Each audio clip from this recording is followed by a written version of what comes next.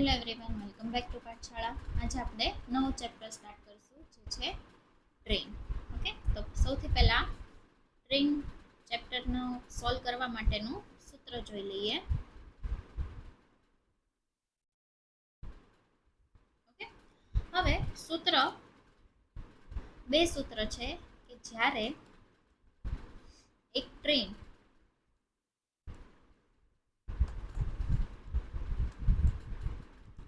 થાંભલાને, વૃક્ષને કે માણસને પસાર કરે ત્યારે, એટલે કે તમને ક્વેશ્ચનમાં એવું કીધું હોય કે કોઈ ટ્રેન છે એ એક થાંભલાને ક્રોસ કરે છે, એ ઉપરથી કોઈ પણ ક્વેશ્ચન હોય તેની માટેનું સૂત્ર છે 5/18 ગુણ્યા ઝડપ ગુણ્યા સમય ઇઝ ઇક્વલ ટુ ટ્રેનની લંબાઈ. ઓકે, હવે એમાં ઝડપ શેમાં આપી હશે? કિલોમીટર પર અવર. ઓકે, સમય કેટલામાં હશે? તો કે સેકન્ડમાં.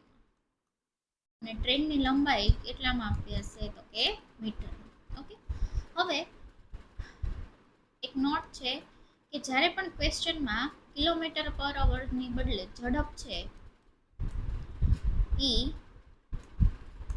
એમપીએસમાં આપી હોય, મીટર પર સેકન્ડમાં આપેલી હોય,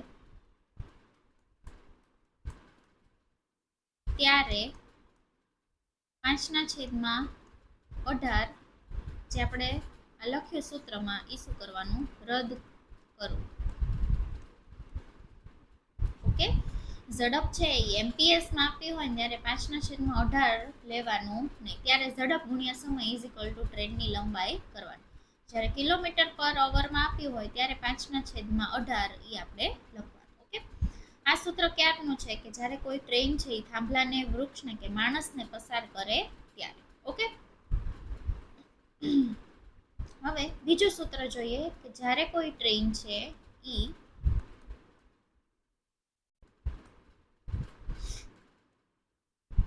પ્લેટફોર્મને, પુલને, સુરંગને કે બીજી કોઈ ટ્રેનને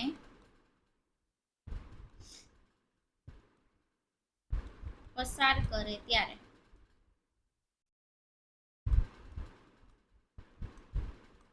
5/18 આપણે સૂત્ર લખતા હતા એ સેમ, ગુણ્યા ઝડપ ગુણ્યા સમય ઇઝ ઇક્વલ ટુ ટ્રેનની લંબાઈ પ્લસ આની સાથે શું આવશે? તો કે પ્લેટફોર્મની લંબાઈ. પ્લેટફોર્મ આપ્યું હોય તો પ્લેટફોર્મની લંબાઈ, પુલ આપ્યું હોય તો પુલની લંબાઈ. ઓકે, અને સેમ કે કિલોમીટર પર અવર ઝડપ હોય, સમય છે એ સેકન્ડમાં હોય, અને ટ્રેનની લંબાઈ શેમાં હોય? તો કે મીટરમાં. પ્લેટફોર્મની લંબાઈ એ શેમાં હશે? તો કે મીટરમાં. ઓકે, અને જે આપણે નોટ કરી હતી એમ કે ઝડપમાં મીટર પર સેકન્ડ હોય તો 5/18 રદ કરવાનું. ઓકે, એ તો બંનેમાં લાગુ પડશે. તો આપણે બે સૂત્ર જોયા. ઓકે, તે ઉપરથી આપણે પહેલી ટાઈપના ક્વેશ્ચન જોઈએ. શું કીધું છે? તો કે 72 કિલોમીટર પર અવરની ઝડપથી દોડતી 300 મીટર લાંબી ટ્રેન એક થાંભલાને કેટલા સમયમાં પસાર કરે? ઓકે, હવે આપણી પાસે સૂત્ર છે થાંભલાનું. સૂત્ર શું હતું? 5/18.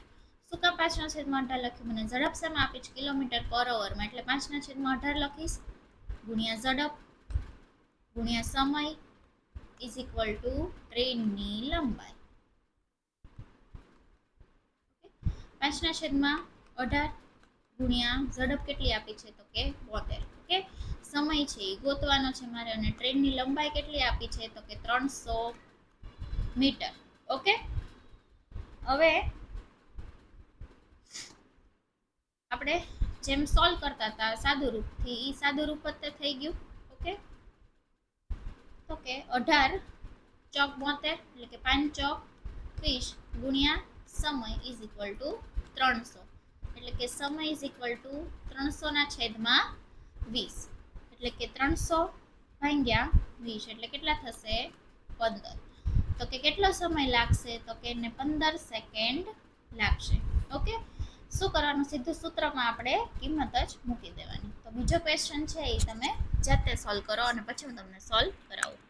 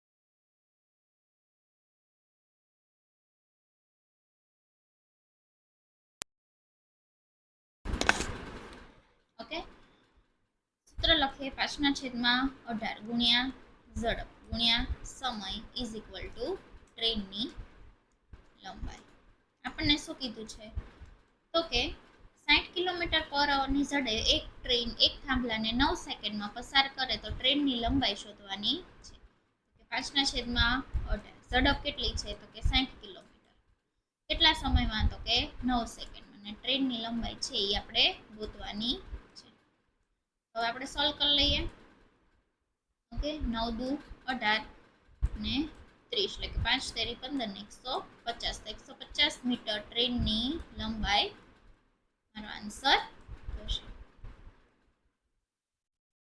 ઓકે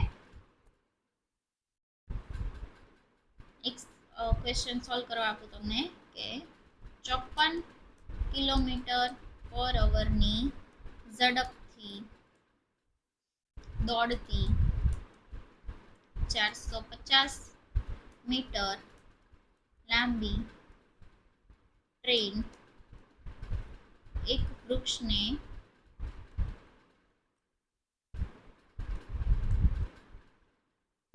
કેટલા સમયમાં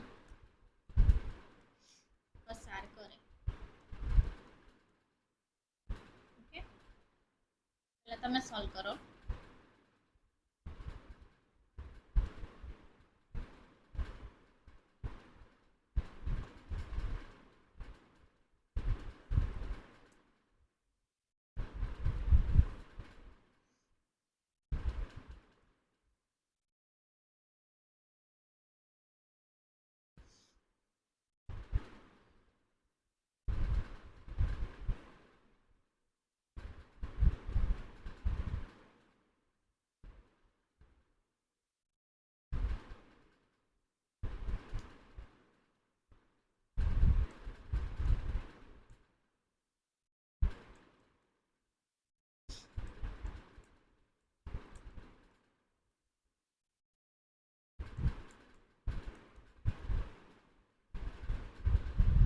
ઓકે શું કીધું છે તો કે 54 કિલોમીટર પર અવરની ઝડપથી દોડતી 450 મીટર લાંબી ટ્રેન એક વૃક્ષને કેટલા સમયમાં પસાર કરે આપણે સમય ગોતવાનો છે એટલે 5 ના છેદમાં 18 ઝડપ કેટલી છે તો કે 54 કિલોમીટર પર અવર સમય છે એ ગોતવાનો છે ટ્રેનની લંબાઈ કેટલી આપીશ તો કે 450 મીટર ઓકે તો 18 તેરી 54 થશે કે 5 તેરી 15 ગુણ્યા સમય ઇઝ ઇક્વલ ટુ 450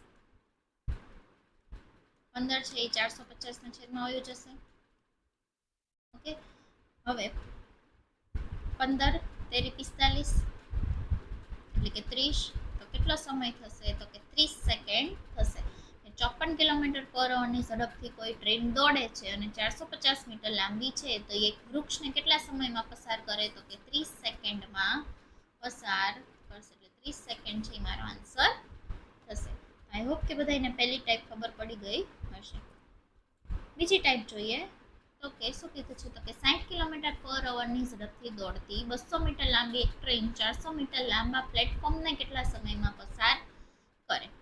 હવે જે ક્વેશ્ચન આવ્યા એ કેવા આવ્યા? તો કે આપણે બીજું જે સૂત્ર જોયું હતું પ્લેટફોર્મ વાળું, એ સૂત્ર શું હતું? તો કે 5/18 ગુણ્યા ઝડપ ગુણ્યા સમય ઇઝ ઇક્વલ ટુ ટ્રેનની લંબાઈ પ્લસ પ્લેટફોર્મની લંબાઈ.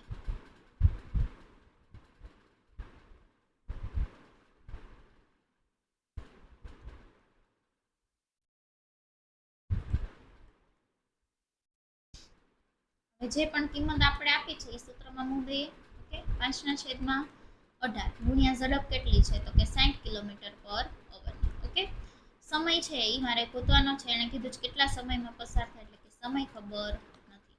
ઓકે, હવે શું કીધું છે? ઝડપથી દોડતી 200 મીટર લાંબી એક ટ્રેનની લંબાઈ કેટલી છે? 200 પ્લસ 400 મીટર લાંબા પ્લેટફોર્મ, એટલે પ્લેટફોર્મની લંબાઈ કેટલી છે? તો કે 400. તો હવે મળી જશે આપણને સમય.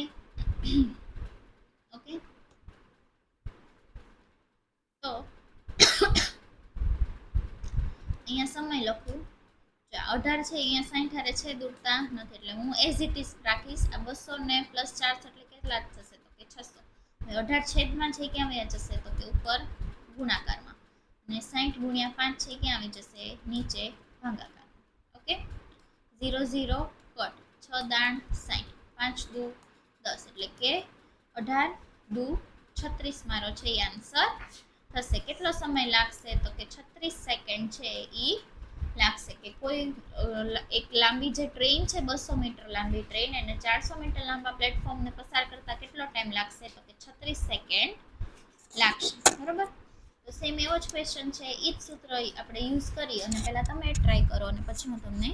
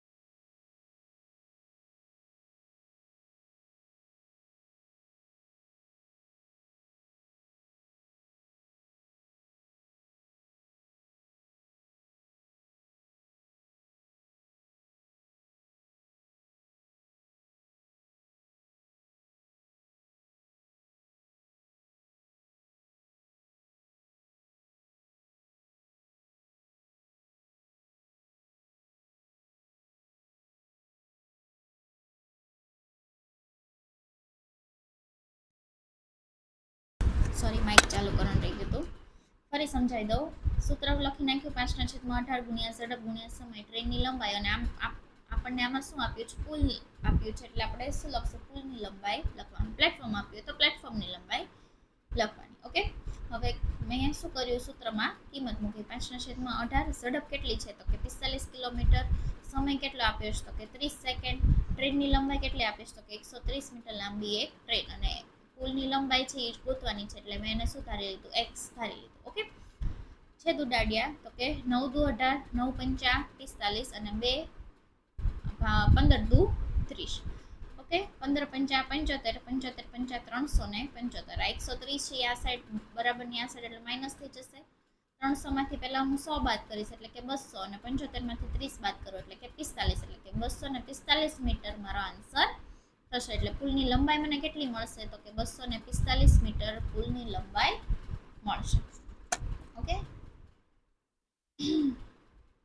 તો આપણે અહીંયા સુધી રાખીએ. બીજી ટાઈપ અહીંયા કમ્પ્લીટ થાય છે. ટોટલ આમાં 5 ટાઈપ છે તો જે 3 ટાઈપ બાકી રહી છે આપણે નેક્સ્ટ લેક્ચરમાં ભણશું. ત્યાં સુધી